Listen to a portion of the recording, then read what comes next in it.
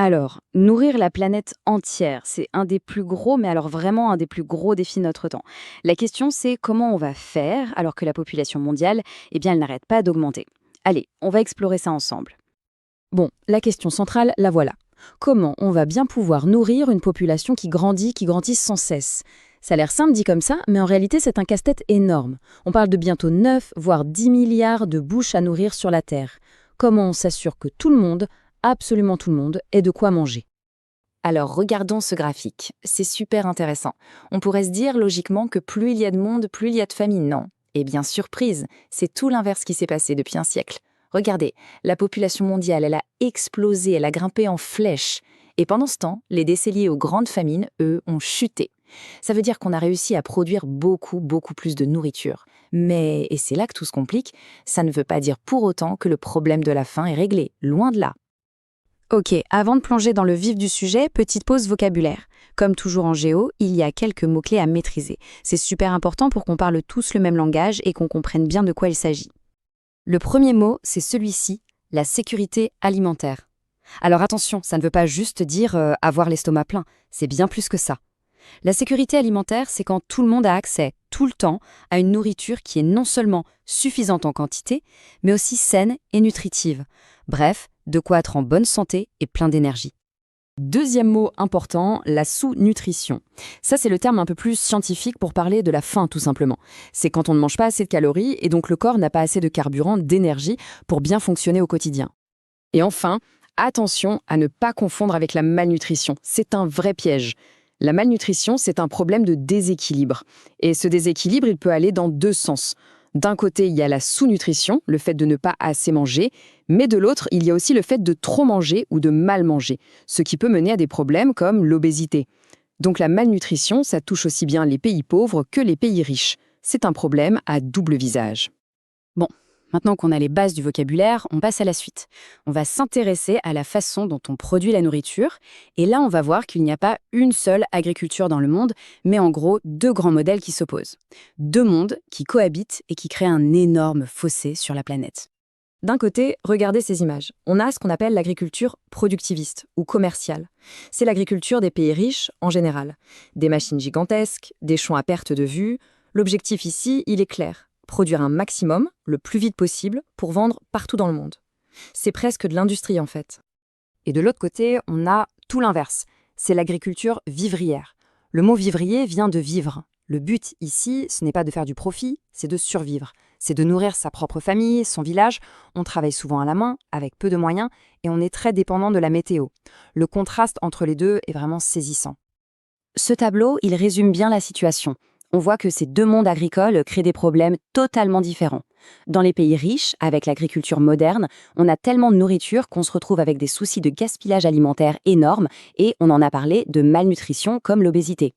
À l'inverse, dans les pays pauvres, où l'agriculture est souvent vivrière, la population grandit vite, mais la production a du mal à suivre. Résultat, des crises alimentaires et de la sous-nutrition. Alors, cette grande fracture agricole, comment elle se traduit concrètement sur une carte du monde? Qui mange à sa faim et qui ne mange pas? C'est ce qu'on va voir maintenant. Cette carte, elle est très parlante. Plus la couleur est foncée, plus la faim est présente. Et on voit tout de suite que le monde est coupé en deux. Les zones les plus touchées par la sous-nutrition, on les trouve principalement en Afrique, au sud du Sahara, et aussi dans certaines parties de l'Asie.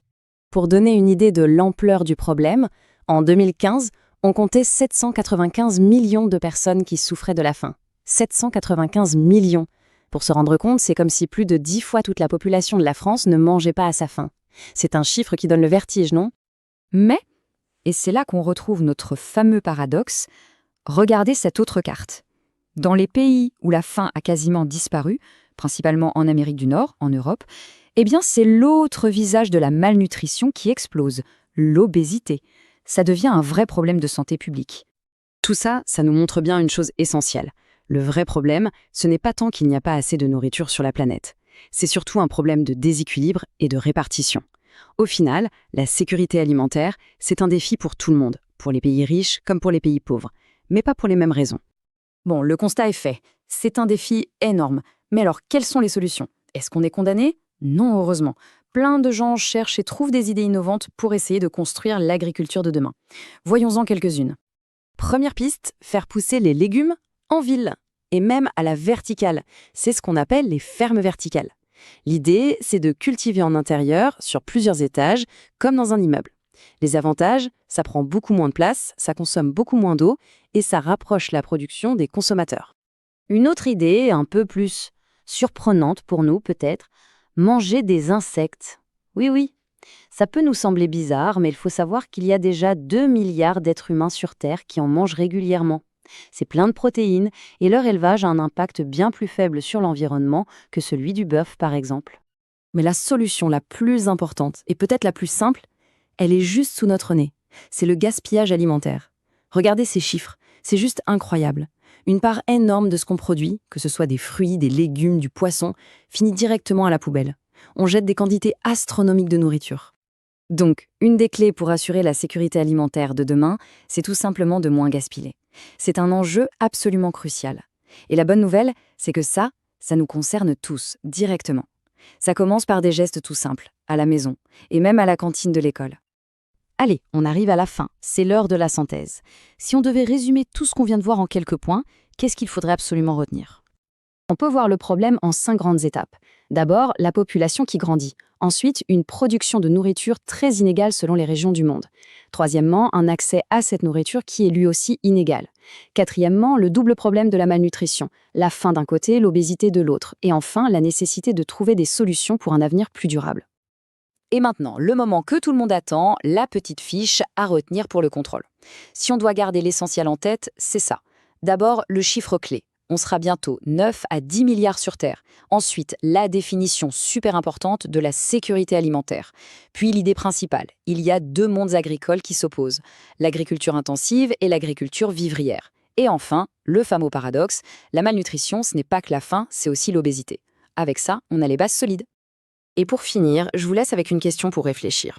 Pour nourrir le monde de demain, est-ce que la solution, c'est de produire toujours plus, encore et encore, ou est-ce que ce ne serait pas plutôt d'apprendre à mieux se partager ce qu'on produit déjà et à moins gaspiller? C'est une vraie question, hein. On en reparlera.